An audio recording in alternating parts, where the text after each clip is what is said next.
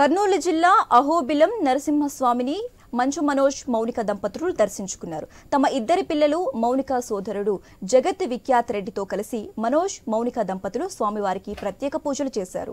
మానసిక ప్రశాంతత కోసం దేవుడి దర్శనానికి వచ్చినట్టు తెలిపారు మనోజ్. తాను నటిస్తున్న సినిమా విశేషాలను పంచుకున్నారు.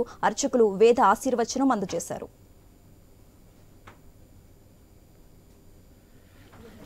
తమ్ముడు సైడ్ రమ్మ పబ్లిక్ డిస్టర్బ్ చేయాలి.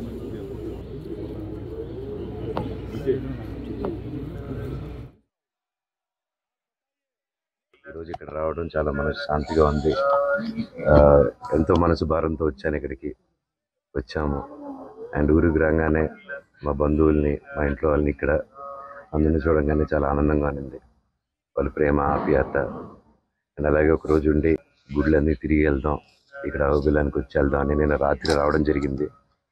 వచ్చి తిరిగి వెళ్ళాము. కొంచెం చీకటి పడింది వచ్చేసరికి.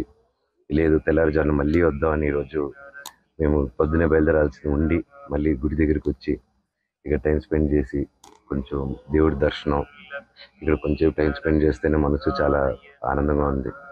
ప్రతి ఒక్కరూ ఎవరికి మనసు కష్టంగా ఉన్నా, గుండె భారంగా ఉన్నా ఇక్కడికి రండి. చాలా విశేషమైన గుడి. ఇక్కడ వచ్చి ప్రార్థించుకున్నాం.